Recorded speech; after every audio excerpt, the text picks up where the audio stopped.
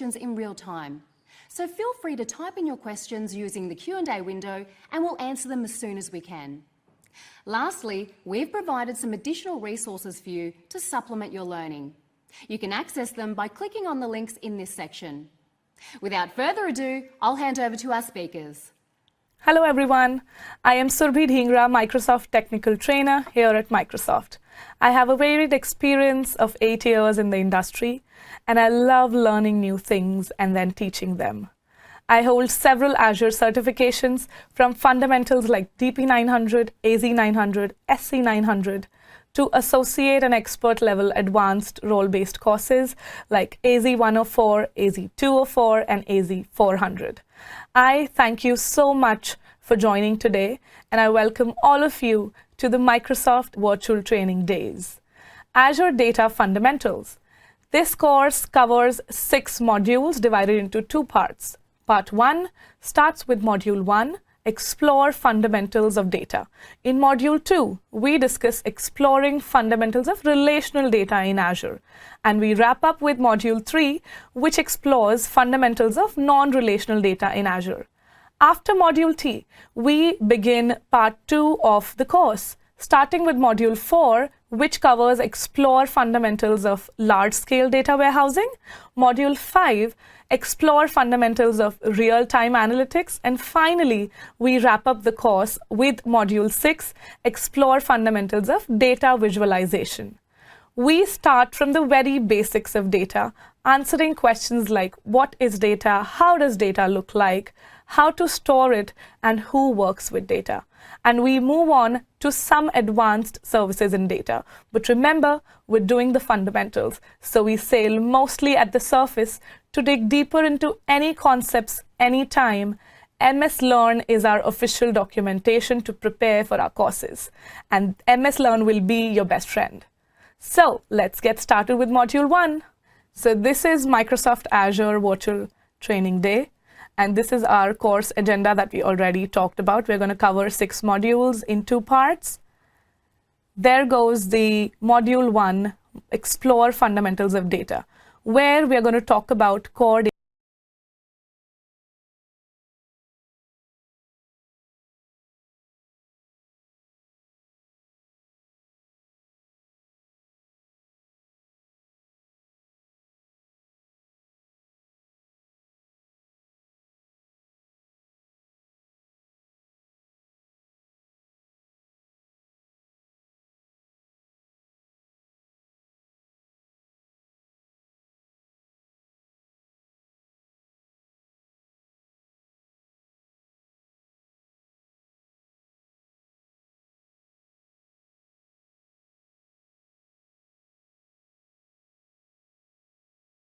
Table, and each discrete attribute of those entities is in its own column.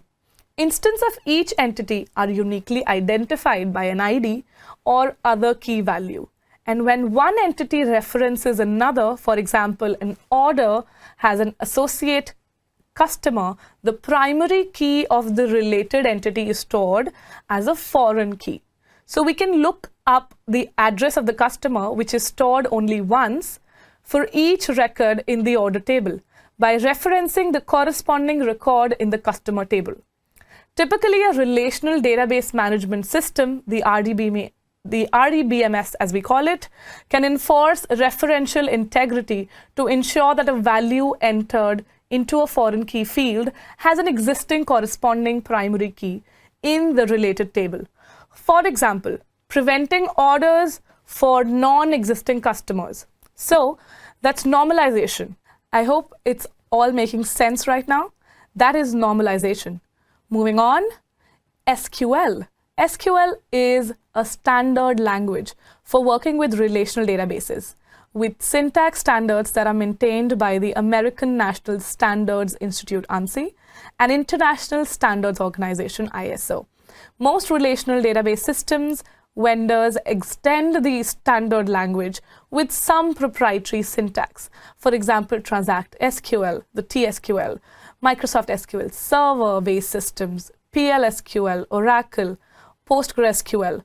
These are three broad type of SQL statements that can be used in database system. Now focus here. These are the three things I want you to take away about SQL: DDL, DCL, and DML. Let's focus on them one by one. DDL is data definition language. Because it is definition language, you are defining and managing your tables in the database here. For example, you can create new objects and alter or drop existing objects. The example on the slide shows a create table statement used to create a new empty table named product with ID, name, and price as the fields or columns. Next is DCL, the data control language. Focus on the control word here and the lock sign on the slide. It is used to manage or control the access to objects in the database. You can grant, deny, or revoke specific permissions for specific users or a group of users. The example on the slide grants the user 1 with the permission to use, select, insert, and update statements on the product table. All right? Then we have the DML, data manipulation language. Again, focus on the word intending manipulation of data. This is the most commonly used type of SQL and is generally used to insert, update, delete, or select data in the tables. The example on the slide assumes that some data has previously been inserted into the product table and shows the results returned by a select query that will retrieve the name and price of all products with a price greater than 2.50 sorted in the order of price. This slide shows you a core set of SQL statements and examples. The SQL language is intensive and there are other statements that are not shown here. Additionally, the syntax for the statements that are shown here can be much more complex than these simple examples.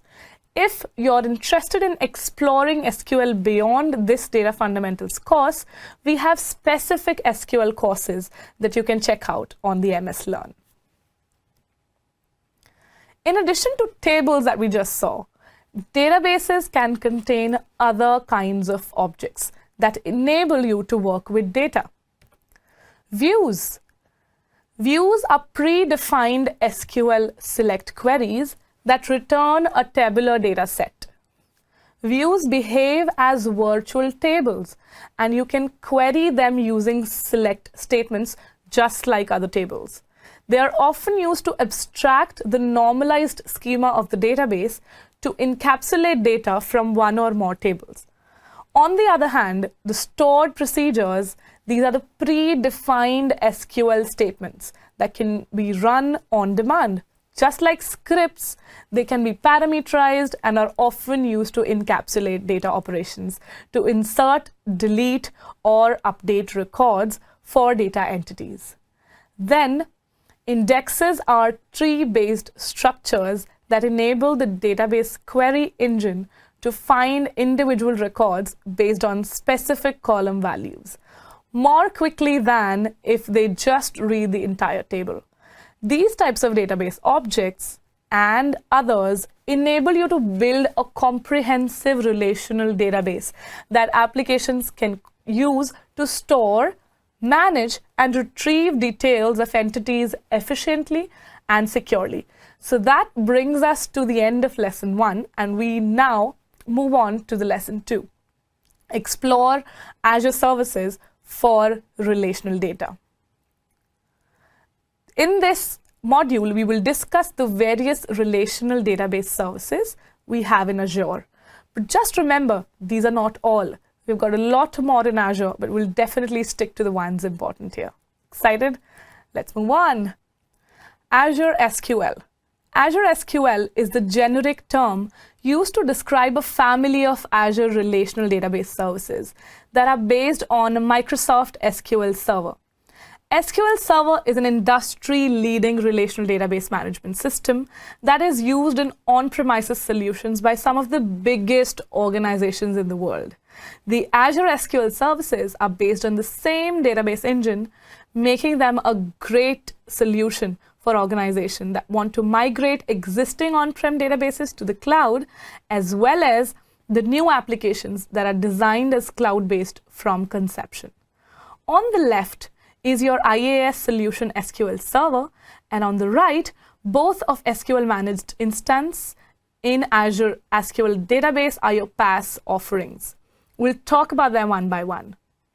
SQL Server on Azure Virtual Machines is an infrastructure as a service solution, the IaaS, in which a full instance of SQL Server is installed on a VM, the virtual machine that is hosted on Azure. This makes it a good candidate for migrating projects where one-to-one compatibility with an existing on-prem SQL Server instance is required, or for hybrid scenarios with a mix of cloud-based and on-prem databases that must maintain compatibility. Because it is an IaaS solution, you have full control of the configuration of the database, which also means you have responsibility to manage administrative tasks, just as you would do for a SQL Server instance in your own data center. Costs for the service are based on SQL Server licensing and the cost of running the VM in Azure. On the other hand, Azure SQL Managed Instance is a platform as a service that enables you to pre-provision compute resources and deploy several individual SQL Server managed instances up to your pre-provisioned compute level. Core administrative tasks are automated while providing a high degree of compatibility with on-prem SQL Server. You can choose to deploy a single managed instance that supports multiple databases, or you can create a pool of instances that share underlying infrastructure. For cost efficiency, SQL Managed Instance is a great choice for most migration scenarios, where you need to move an on-prem SQL Server database to the cloud with minimal changes. Azure SQL Database is another platform as a service solution that offers the lowest cost Azure SQL option. You have minimal administrative control over the service beyond creating the database schema, importing and exporting data, and configuring the access controls. Azure SQL Database enables you to deploy a single database or an elastic pool that share resources across multiple databases. Azure SQL Database is a great choice for new application that requires a low-cost relational data store with minimal administrative overhead. The list is in the decreasing order of administrative control or responsibility and cost. The SQL Server on a VM is the most expensive option, but allows you great control over server and database configuration. However, you also have full responsibility for server maintenance and management. Azure SQL Database is the lowest cost option, but it supports fewer configuration options. Most database maintenance, other than access control, is all automated for you. SQL Managed Instance offers a balance of both cost, administrative control, and maintenance automation. Now that we understand what are these services and what they offer, important question is when to choose which service. Let me tell you simple scenarios to help you make the right choice for yourself. This is also an official recommendation that you should use SQL Server on Azure VM option when you need to migrate or extend an on-prem SQL Server solution, and you want to retain full control over all the aspects of server and database migration. You should use the Azure SQL Managed Instance option for most cloud migration scenarios, particularly when you need minimal changes to existing application, and you go for SQL Database for new cloud solutions or to migrate applications that have minimal instance level dependencies. I hope that was of help. MySQL started life as simple to use open source database management system. It is commonly used in Linux, Apache, MySQL, and PHP, the LAMP stack apps, as we call them. Benefits of Azure Database for MySQL. You get the following features with Azure Database for MySQL. High availability features, these are built in. You get a predictable performance, easy scaling that responds quickly to the demand, secures data both at rest and in motion. You get automatic backups and point-in-time restore for the last 35 days, while MariaDB is a newer database management system created by the original developers of MySQL.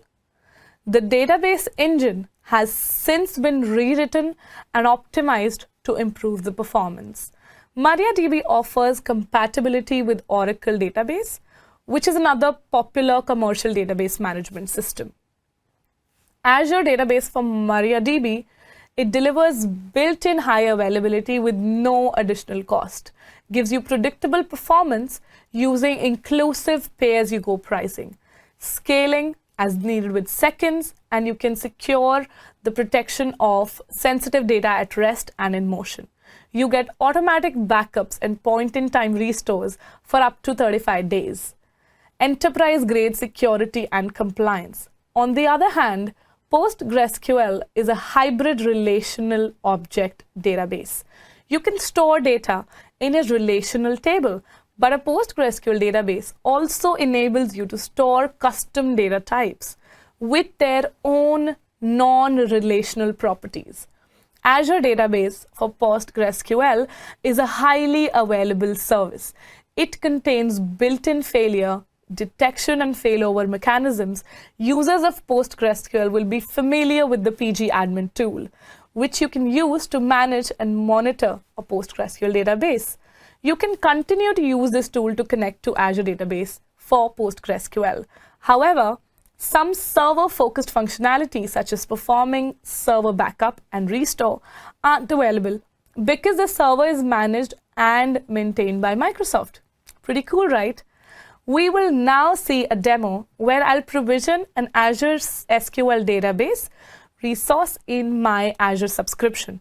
And then I'll use the SQL query to query the tables in a relational database. If you're comfortable, you can do this along with me in your Azure subscription. The instructions can be found on the MS Learn. Let's get started. All right, so this demonstration is all about creating Azure SQL database resource. If you find the pace right, you can also do this along with me, but you can do this later as well from the Microsoft Learn sandbox. Just remember, Microsoft Learn is your best friend to practice your labs. It provides you with the sandbox for all the demonstrations that we're going to do in this course, and you can perform them by yourself with all the instructions. All right, so let's begin. Log into the Azure portal, the portal.azure.com, select or search for Azure SQL service, click on Create. You will see these three options: SQL databases, managed instances, and virtual machines. Just on the left, we will be selecting the SQL database. Just make sure the single database is selected and click on Create.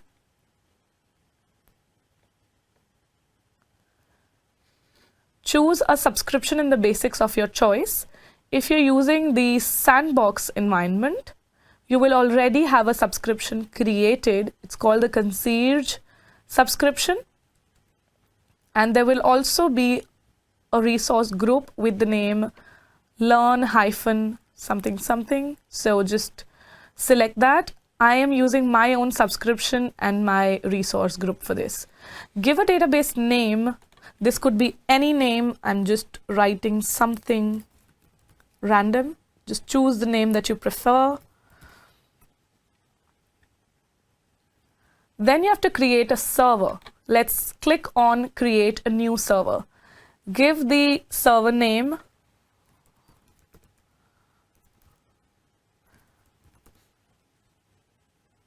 It has to be a unique name. Specify a location that you're comfortable with.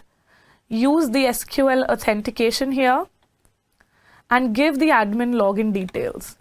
Just put the name and password here. Remember to note down this password somewhere because we will be needing this. Confirm your password again. And OK. This would create a new SQL server for you, of which your SQL database would be a part of. Do you want to use Elastic Pool? No. Compute and storage, just keep it as it is. Backup storage redundancy, we will choose the locally redundant storage, which is the LRS option. Because this is a sample one that we're creating, we do not need multiple redundancy options. Moving on to the networking.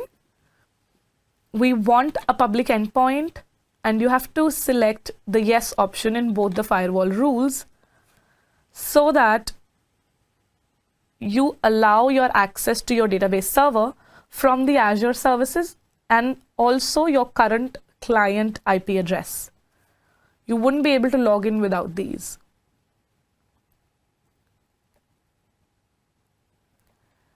Then moving on to the security option. We do not want the defender, so please select not now here. Rest other things will leave as the default settings. Come to the additional settings tab. In this page, we are going to use the existing data from sample. You can also bring up your backup data in this one, but we are going to use the sample because it will create a sample database which we can explore later on. And as soon as we create a sample database here, the compute and storage settings in the basics, it'll automatically be backup compatible. Just click on OK, skip the tags, review and create, and click on create. Once you click on create, you'll have to wait for the deployment to complete and come back to your service. Just to save time, I have already created one database server. I'll move on to this SQL databases. This is my SQL database. It has a similar configuration of what we have just created. Here you will see a query editor in the left pane. Just click on the query editor preview. Give your name and the password. And click on OK.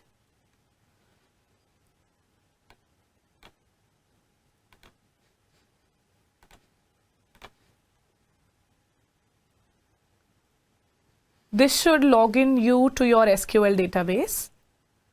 If you're doing it for the first time, we'll see this error saying client with IP address is not allowed to access the server. Just simply click on the end allow list link and try logging in again. Because we enabled the firewall, so this should ideally work. Now, in the left pane, expand the table folder to see the tables in your database. Remember, we selected a sample one, so there should be a list of sample databases. There you go. Then in the query pane, you can run your preferred queries. This is simple query select star from sales lt.product. It simply says I want the content, star is for all, from sales lt.product, which is the table name here. When you run the query, you will be able to review the results of this query just at the bottom in the result pane.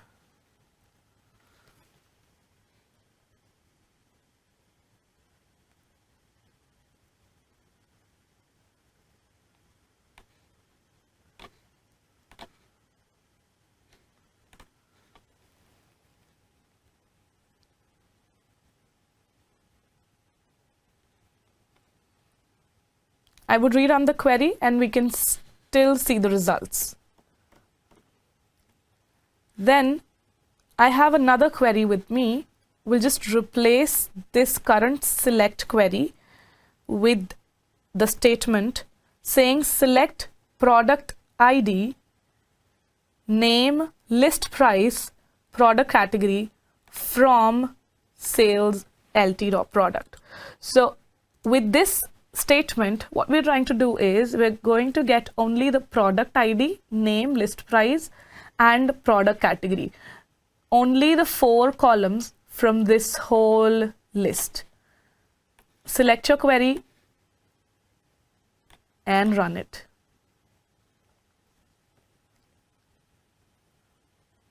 The query is running, it will take a few seconds and it will respond with the 4 columns that we asked for.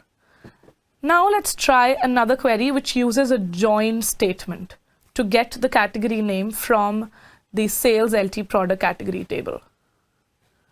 I'll just replace the query here. Now, so what this query is doing, this is selecting your product ID, name as a product name. So this is creating a new view, name as category with list price from the product and joining it with the product category as C. So we're using a join statement, getting columns from the table and joining it with the product category ID. So here's the product ID, product name, category, and the list price. That's all for today's demo. Close the query editor pane, discard your edits. If you use your own subscription, make sure you delete the resource group that you created. And I hope it was useful. That wraps up our module 2. We learned some relational database concepts like tables, normalization, SQL concepts, the DDL, DCL, and DML. Then we discussed the services in Azure that helps you build your relational database solutions. This brings us to the end of this module 2. We will take a quick 10 minutes break and start back with our module 3, explore fundamentals of non-relational data in Azure. See you soon.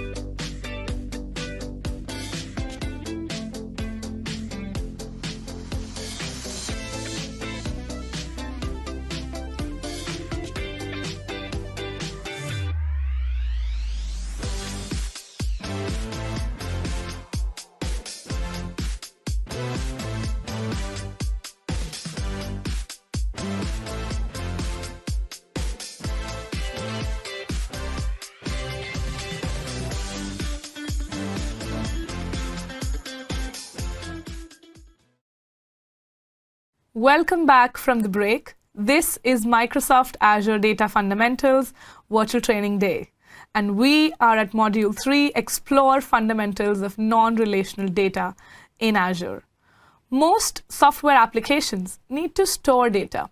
Often this takes the form of a relational database, in which the data is organized in related tables and managed by structured query language, SQL.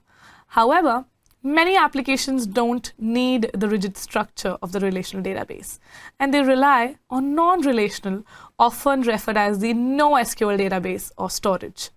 And rigidity in relational databases can often lead to poor performance unless you spend time implementing detailed tuning. Other models, collectively known as NoSQL database, exist.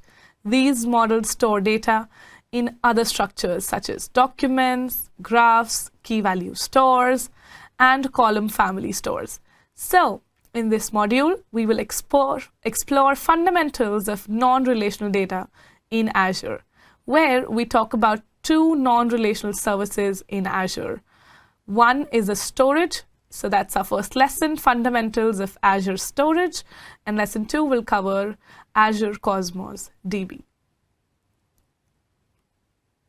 Azure Storage is one of the core services in Microsoft Azure and offers a range of options for storing data in the cloud. In this module, we'll explore the fundamental capabilities of Azure Storage and learn how it's used to support applications that require non-relational data stores. Starting with the first service, that is Azure Blob Storage. This is a service that enables you to store massive amount of unstructured data. Remember, unstructured data or blobs in the cloud. Inside an Azure Storage account, you create blobs inside containers. A container provides a convenient way of grouping related blobs together. And you can organize blobs in a hierarchy of folders, similar to files in a file system on a disk. You control who can read and write blobs inside the container at the container level.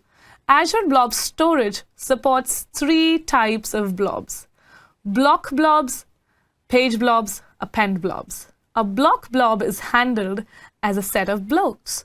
Each block can vary in size, up to 100 MB.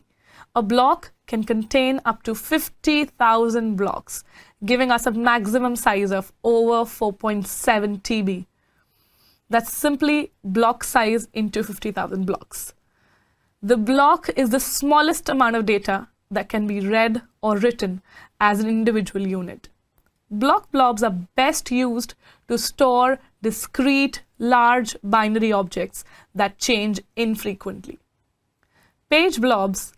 A page blob is organized as a collection of fixed size 512 byte pages. A page blob is optimized to support random read and write operations.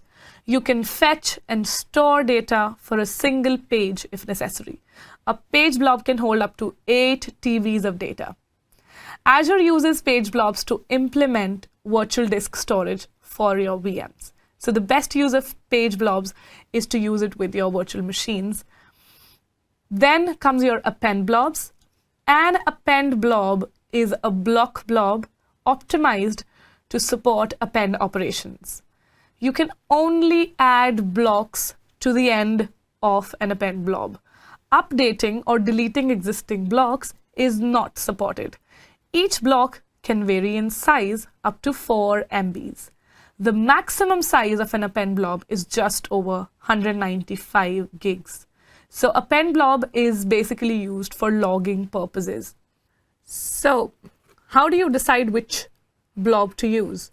If you're using VHD files for the disks for the VM, go for page blobs. If you're looking for logging scenarios, go for append blobs. If not both of these options, just simply choose the block blob. Moving on, blob storage provides 3 access tiers, which helps you to balance the access latency and the storage cost. So the hot tier is the default one. You use this tier for blobs that are accessed frequently. The blob data is stored on high performance media.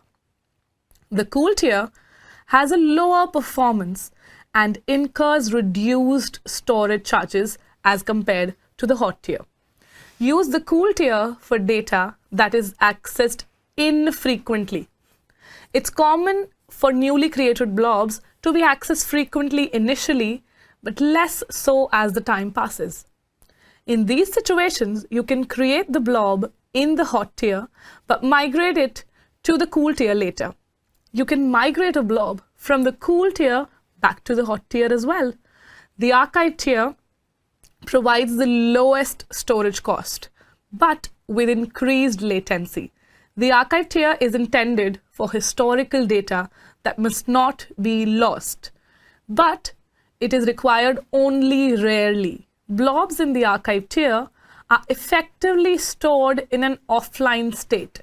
So typical reading latency for the hot and cool tier is a few milliseconds, but for the archive tier, it can take hours for the data to become available.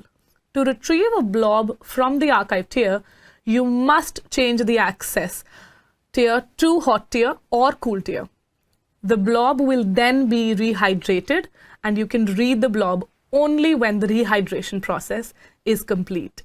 You can also create a life cycle management policies for blobs in a storage account. A life cycle management policy can also arrange to delete the outdated blobs. Moving on to Azure Data Lake Storage Generation 2. So Azure Data Lake Storage Gen 1 is a separate service for hierarchical data storage for analytical data lakes, often used by so-called big data analytical solutions that work with structured, semi-structured, and unstructured data stored in files. Azure Data Lake Storage Gen 2 is a newer version of this service that is integrated with Azure Storage, enabling you to advantage of the scalability of blob storage and cost control of your storage tiers, combined with the hierarchical file system capabilities and compatibility with major analytics system of Azure Data Lake Store. Systems like Hadoop in Azure HD Insight, Azure Databricks, and Azure Synapse Analytics can mount a distributed file system hosted in Azure Data Lake Storage Gen 2 and use it in a process to process huge volumes of data. To create an Azure Data Lake Storage Gen 2 file system, you must enable the hierarchical namespace option of an Azure storage account. You can do this when initially creating the storage account, or you can upgrade an existing Azure storage account to support Data Lake Generation 2. Note that upgrading is a one-way process. After upgrading a storage account to support a hierarchical namespace for blob storage, you cannot revert it to a flat namespace. Azure Files is essentially a way to create cloud-based network shares, such as you typically find in your on-prem organizations, to make documents and other files available to multiple users. By hosting file shares in Azure, organizations can eliminate hardware cost and maintenance overhead and benefit from high availability and scalable cloud storage for files. You create Azure File Storage in a storage account. Azure Files enable you to share up to 100 TB of data in a single storage account. This data can be distributed across any number of file shares in the account. The maximum size of a single file is 1 TB, but you can set quotas to limit the size of each share below this figure. Currently, Azure File Storage supports up to 2,000 concurrent connections per shared file. Azure Files supports two common network file sharing protocols. SMB file sharing is the most commonly used across multiple operating systems, Windows, Linux, Mac OS. NFS shares are used by Linux and Mac OS versions. To create an NFS share, you must use a premium tier storage account and create and configure a virtual network through which you can access the share and you can control it too. In an Azure table storage, items are referred to as rows and fields are known as columns. However, don't let this terminology confuse you by thinking that an Azure table storage table is like a table in the relational database. An Azure table enables you to store semi-structured data. All rows in a table must have a unique key, which is composed of a partition key and a row key. But apart from that, the column in each row can vary. Unlike the traditional relational databases, Azure table storage tables have no concept of relationships, stored procedures, secondary indexes, or foreign keys. Data will usually be denormalized, with each row holding the entire data for a logical entity. For example, a table holding customer information might store the first name, last name, one or more telephone numbers, one or more addresses for each customer.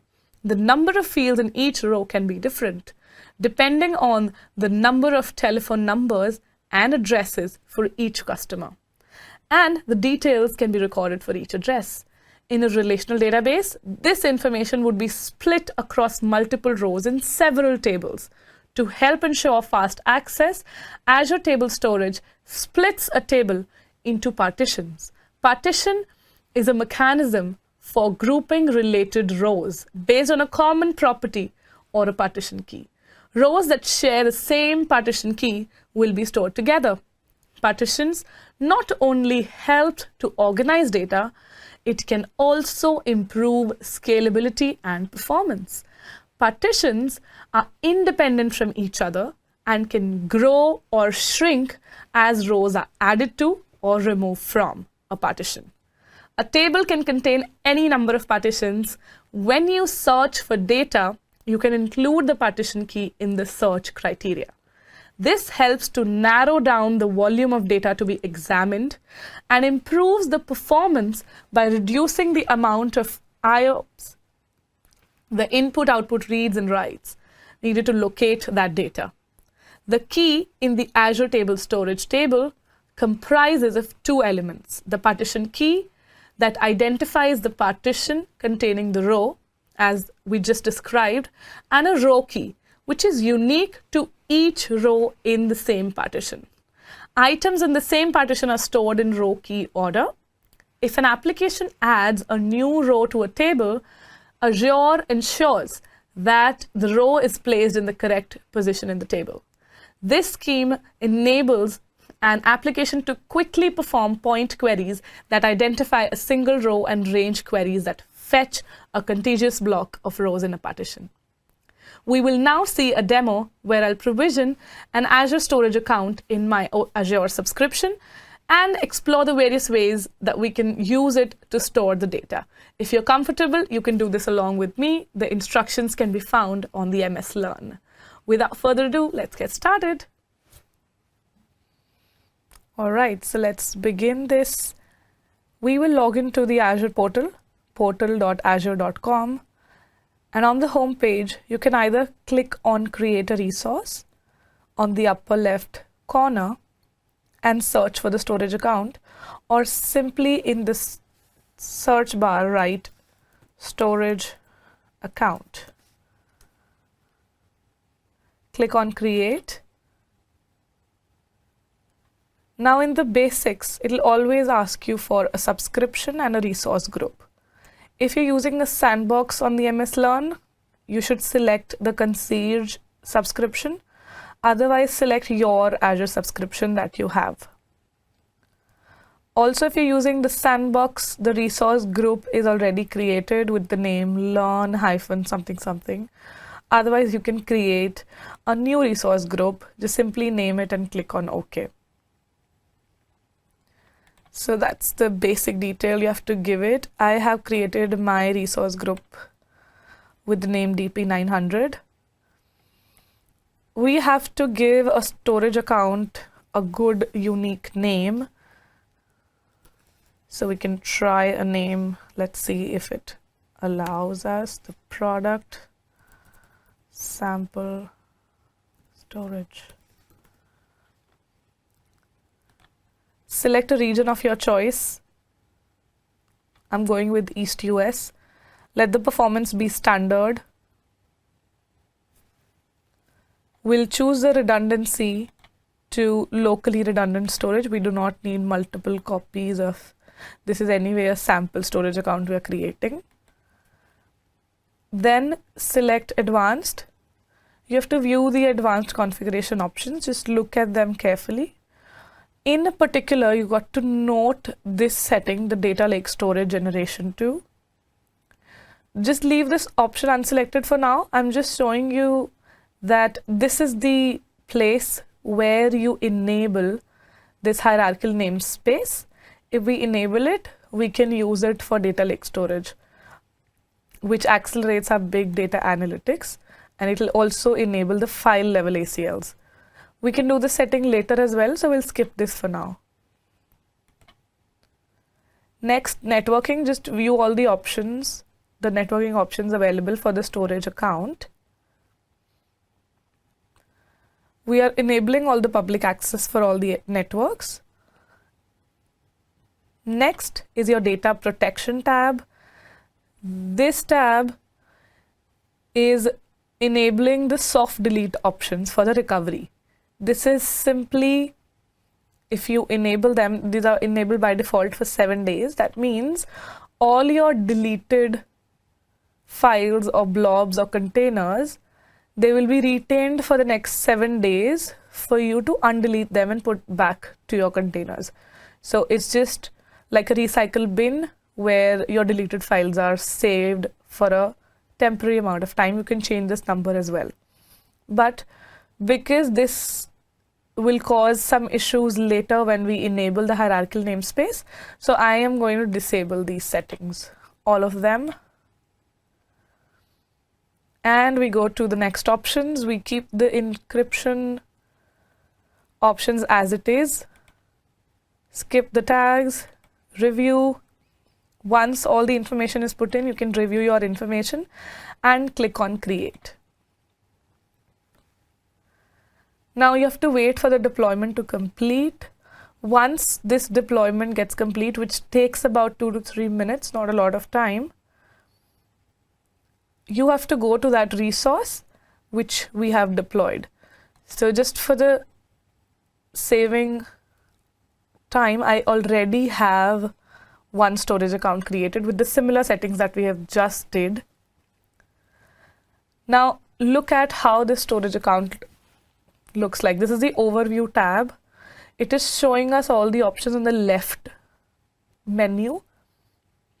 Okay, that storage account is already built, so it didn't even take 2 minutes. See, it's that simple and quick.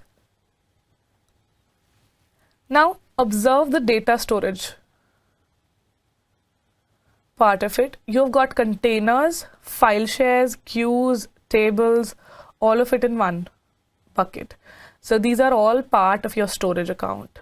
We will first talk about the containers. Select containers. To create a container, you will simply have to click on this plus sign, give a name, give it a public access so that we are able to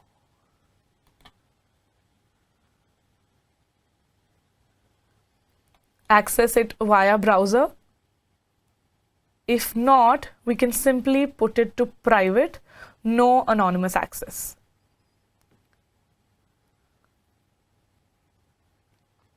And simply click on create. This creates your container.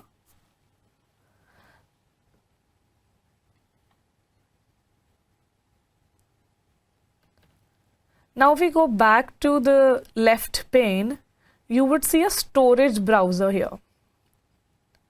Click on this storage browser and this will show you how much of data that you have. Because it is a new storage, these are all empty, but as soon as you create containers, you upload blobs, it will show you all the content at one place. If you click at blob containers, you should see the container that we've just created, the data container. It is listed. Let's select the data container. Because we haven't really uploaded anything, so it's empty. Let's click on Add Directory. We'll give it a name, Products. We are adding a folder here named Products. Now in the Storage Explorer view, if we go back to the blob containers and the data, you see there are 0 items found. So folders that we create in the blob storage, these are all virtual. They will only exist as the path of the blob when they have some blobs uploaded in it. So it's really not there unless it has some content in it. Okay. Now you have to click on Upload button to upload a blob. You browse for files. I have got one product.json file that I want to upload. And in the advanced section, if I give a folder name, say product_data, this file product.json would get uploaded into this folder. Now see, the storage browser, it shows the container name as data. It has a directory called product data, and it has a file called product1.json that we just uploaded.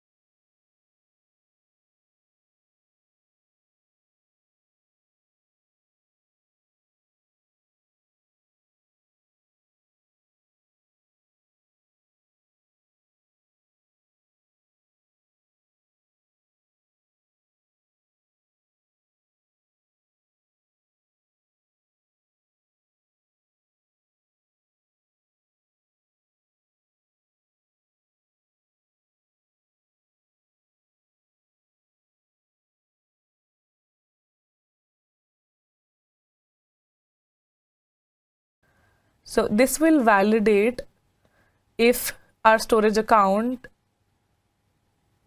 can be updated to the Azure Data Lake Storage Gen 2. This might take a little time. All right, so the upgrade is successful. Just observe that during the upgrade, the storage account will be offline, and it might take some time if you have large data. And once upgraded, the account cannot be reverted back. So you should be aware of all these changes that we're doing. And now it is upgraded to be used as a data lake, which then can be used for analysis, right? Now we go back to our folder in the container, the product data folder. This has our product1.json that we added previously. Now we click on upload, and we upload one more file.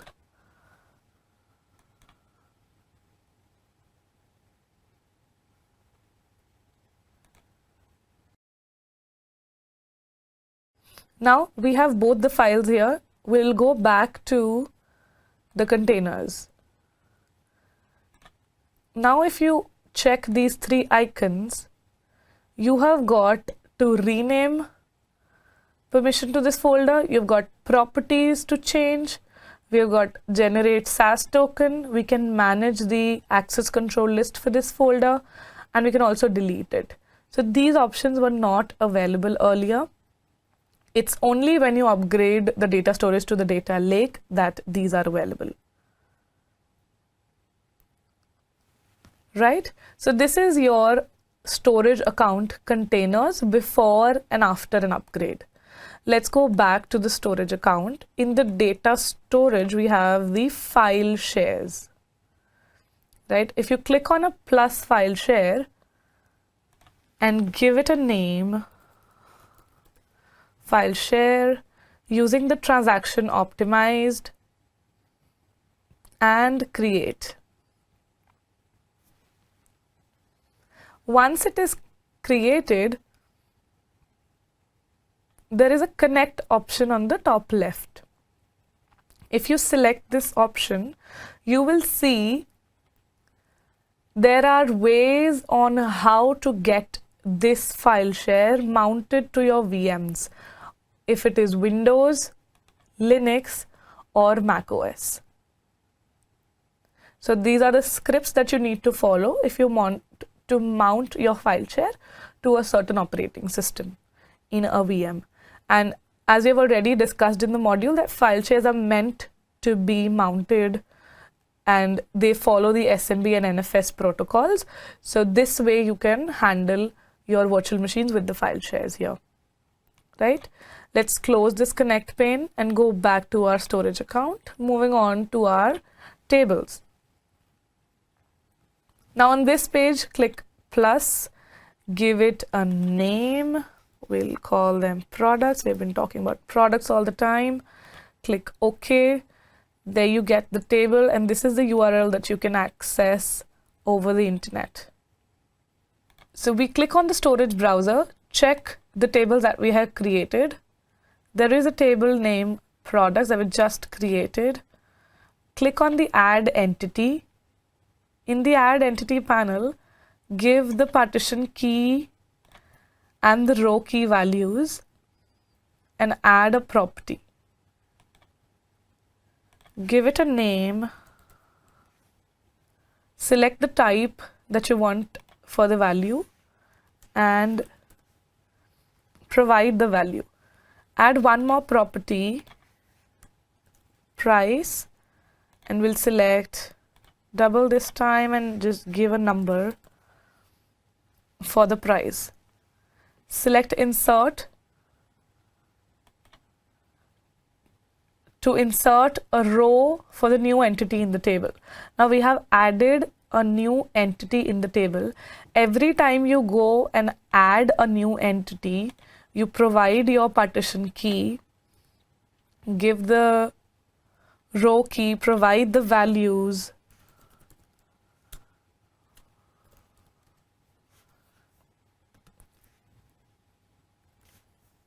and click on insert. It'll keep on adding new entities in the table. Right? Now, because we have manually entering all this data in the table using the Storage Explorer, the real scenario might look like an application adding data to your Azure Storage Table API, so that you build applications which can read and write values to these tables, which makes it very cost-effective and scalable solutions for the NoSQL storage. Because if you remember from the module, these are tables, these are having entities, but these are NoSQL storage, right? These are non-relational database storage. To have any kind of data stored in the table, you can use these. That's it. That's your storage account. We went through the containers, file shares, tables, and the data lake generation to upgrade. I hope this was useful. Let's move on.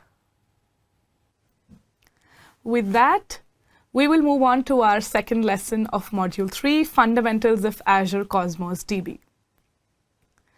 Cosmos DB is a highly scalable database management system. When you hear the word Cosmos, just think of a planet scale database. When I say planet scale, I mean literally planet scale. Obviously, when you want it. It has so many features, I'll talk about the highlights of it here. Azure Cosmos DB supports multiple application programming interfaces, APIs that enable developers to use the programming semantics of many common kinds of data to work with data in a Cosmos DB database. The internal document-based storage structure is abstracted, so it enables the developers to use Cosmos DB to store and query data using APIs with which they are already familiar. Cosmos DB uses indexes and partitioning to provide fast read and write performance and can scale to massive volumes of data. It automatically allocates space in a container for your partitions, and each partition can grow up to 10 GBs in size. Indexes are created and maintained automatically, so there is virtually no administrative overhead. Pretty cool, right? You can enable multi-region writes, adding the Azure regions of your choice to the Cosmos DB account, so that globally distributed users can work with each other with the data in their local replica. Cosmos DB is a foundational service in Azure. Cosmos DB has been used by many of the Microsoft's products for mission-critical applications at global scale. That the list includes the Skype, Xbox, Microsoft 365, Azure, and many others. Cosmos DB is highly suitable for the IoT and telematics because these systems typically ingest large amounts of data in frequent bursts of activity. Cosmos DB can accept and store this information very quickly. The data can be used by analytics server, such as Azure Machine Learning, Azure HD Insight, and Power BI. Additionally, you can process the data in real time using Azure functions that are triggered as data arrives in the database. It's used in retail and marketing as well. Microsoft uses Cosmos DB for its own e-commerce platforms that run as parts of the Windows Store and Xbox Live. And of course, gaming. The database tier is a crucial, important component of the gaming applications. Modern games perform graphical processing on mobile and console clients, but they rely on the cloud to deliver customized and personalized content, like in-game stats, social media integration, high-score leaderboards. Games often require single millisecond latencies for read and write to provide an engaging in-game experience. A game database needs to be fast and be able to handle massive spikes in request rates during the game launches, and of course the feature updates. It can also be used in web and mobile applications. Azure Cosmos DB is commonly used within web and mobile applications and is well suited for modeling social interactions, integrating with third-party services, and for building rich personalized experiences.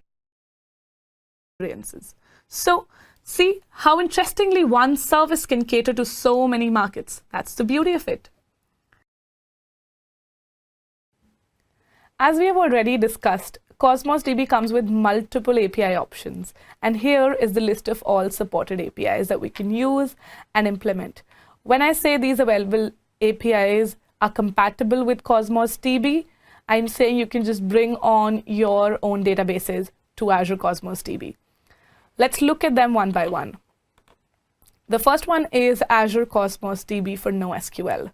This is a native API in Cosmos DB. It manages data in JSON document format and uses SQL syntax to work with the data. This is also the recommended one. Then is your Azure Cosmos DB for MongoDB. MongoDB is a very popular open source database in which data is stored in binary JSON format. The Azure Cosmos DB MongoDB API, it enables developers to use MongoDB client libraries to and code to work with data in Azure Cosmos DB. Next we have in the list is our Azure Cosmos DB for PostgreSQL.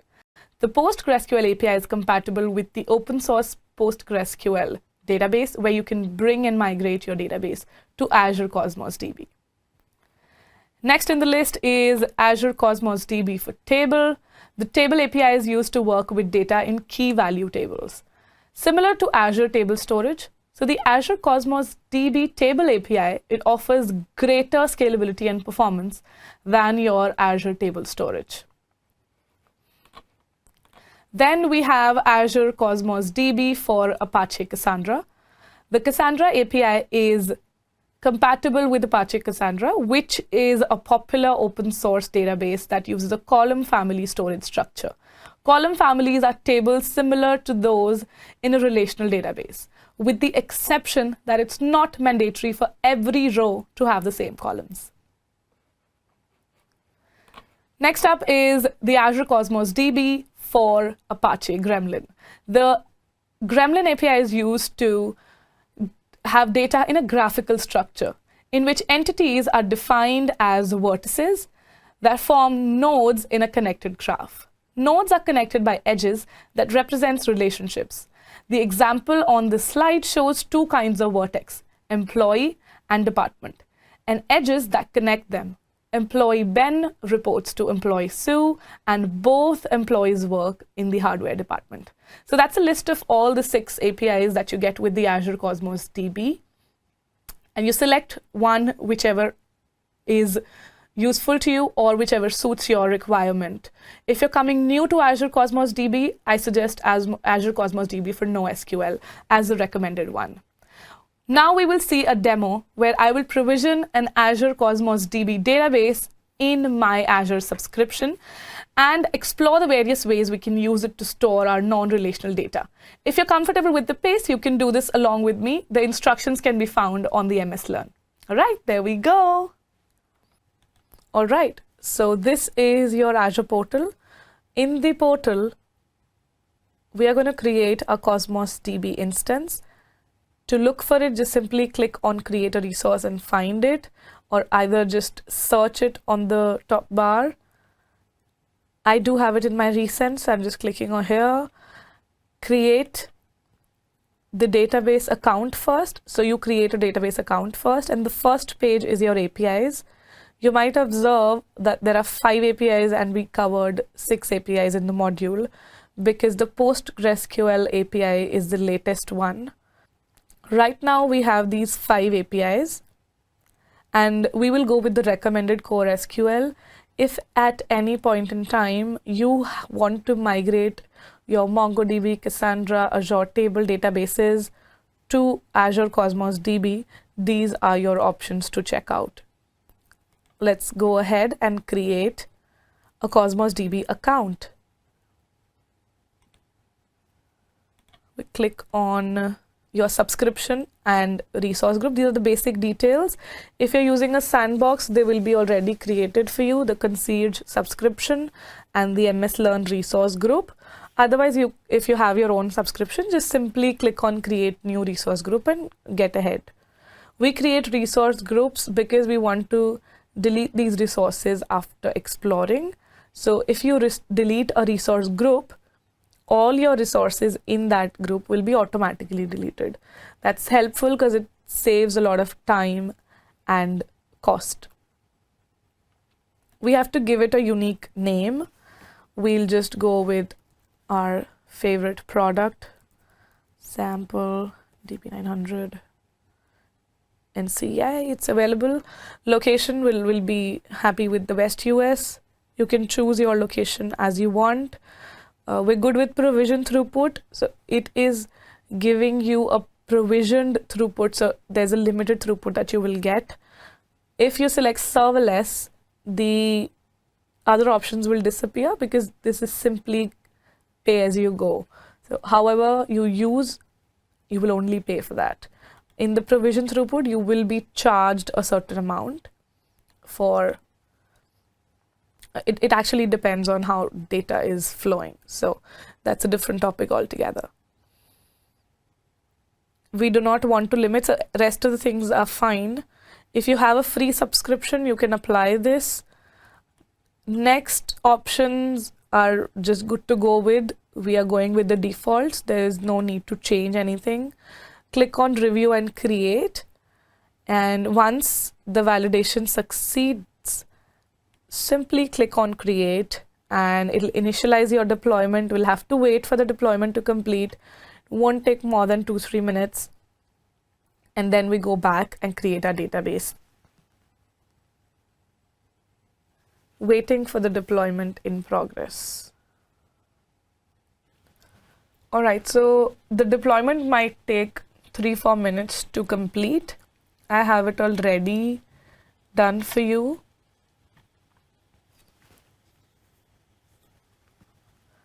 Just go to your Azure Cosmos DB account.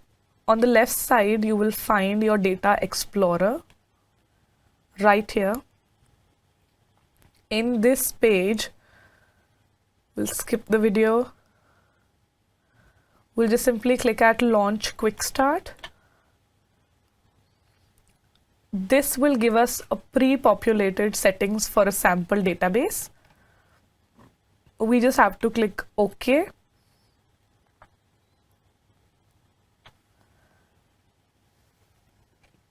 And there should be a sample DB created with a sample container having a partition key -address.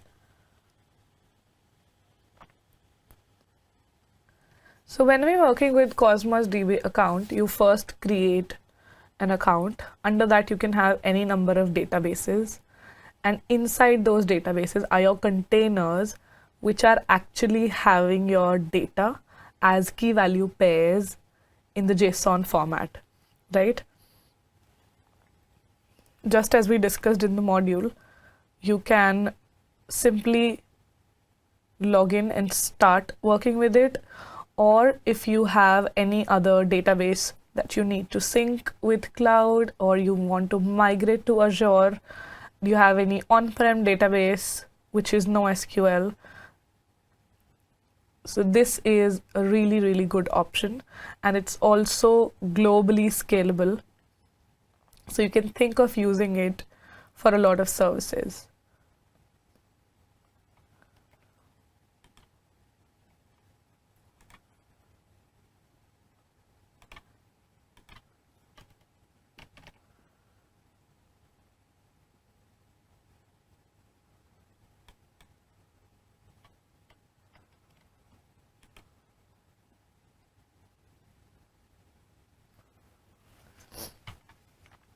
Perfect.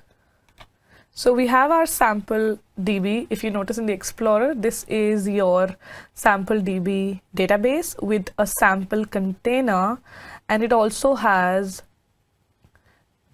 some items available in the table with the ID and the address. Right? This is a unique ID, and this column is representing the items of the addresses, right? Now you select any of these items and you would see a JSON file, key value pair with the address, ID, RID, self, e-tag, attachments. So this is a JSON representation of all the items that you can check. At the top of the page, if you observe, there's a new item to be added. So if you click here and you modify this JSON file, just give it a random ID. Also give it an address. Don't forget a comma.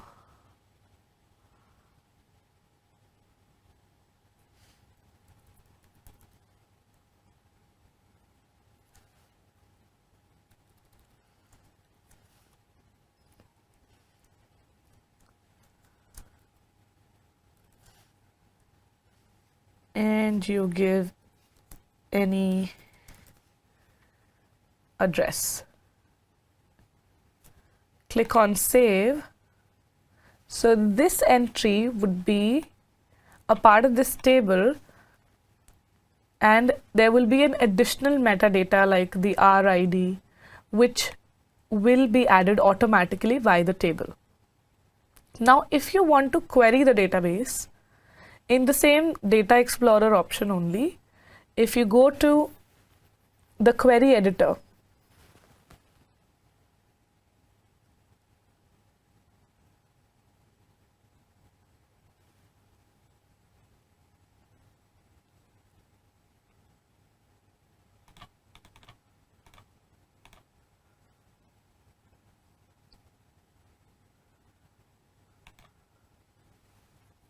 and write your query, you go to the query editor, review the default query, which is the select star from C, and use the execute query to see what it results in. Just review the results, which includes the full JSON representation of all the items. Right? Let's modify the query saying we want to see the CID, C address, which we have added with this value. Well, I gave it NEST.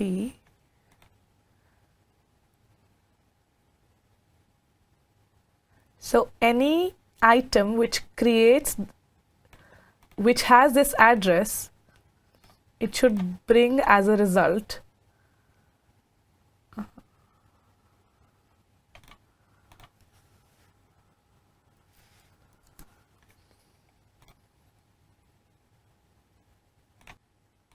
I'm going to close it and we'll start over.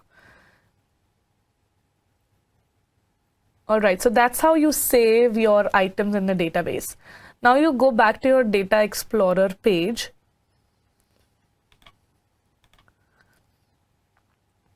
In the SQL editor,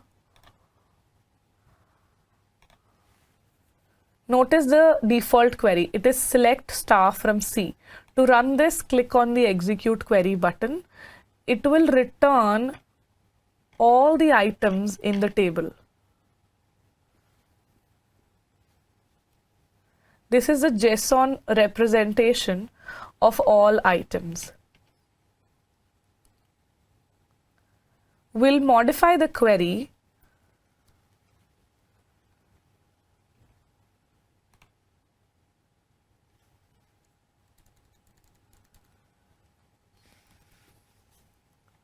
which contains this address, and we'll execute this. And there you go, have it, the entry that we added with the ID and the address. Close the SQL query, discard all your changes. If you observed that you can query your Cosmos DB instances and all those JSON objects or entities as you call it, we can query them with the SQL query editor. And we have already seen now how to create and query the JSON entities in the Cosmos DB database by using the Data Explorer interface in the Azure portal. And if it was a real life scenario, there would be an application developer who would use one of any programming languages, SDKs, or any other application to call these SQL API to add all this data into your container. Because we're doing it manually right now, you don't really do it manually in the real life scenario. It's basically an application interacting with the Azure SQL API for the Cosmos DB. So yeah, that's all that we had to cover in this demo. This concludes part 1 of our session today. Let's recap all the content that you have seen so far. We started off our day with the basics in Module 1, answering questions like what is data, how it looks, and where you store it, the files and the databases. We discussed files and database formats. We saw a few commonly used file formats like delimited, JSON, XML, blobs, optimized files, and the types of databases, the relational, non-relational, and graphical. We learned OLTP and OLAP concepts, and at the end, we covered the roles that one can adapt, like data admin, data engineer, data analyst, with a list of services in Azure that deals with data. Then, in Module 2, we learned some relational database concepts like tables, normalization, SQL concepts, the data definition language, the DDL, data control language, the DCL, and the data manipulation language, the DML, with the basic SQL queries. Then we discuss the services in Azure that helps you build your relational database solutions, like SQL Server on Azure VMs, SQL managed instances, Azure SQL databases, Azure Database for MySQL, Azure Database for MariaDB, Azure Database for PostgreSQL. We also did a demo to provision, configure, and query an Azure SQL database. Lastly, we talked about non-relational databases in Module 3, where we discussed Azure Data Lake Storage, Azure Blobs, Azure Files, tables as part of the Azure Storage account. We also did our hands dirty creating and exploring the Azure Storage account. Then we talked about the Cosmos DB, where to use it, all of its features, all the supported APIs, and how to create and explore. Pretty much all that we did today. Yay, lots of concepts and a lot of learning. I hope you enjoyed the session as much as I did. Thank you so much for your attendance so far, and we look forward to seeing you next time for part 2 of this Microsoft Virtual Training Days, Azure Data Fundamentals. Happy studying!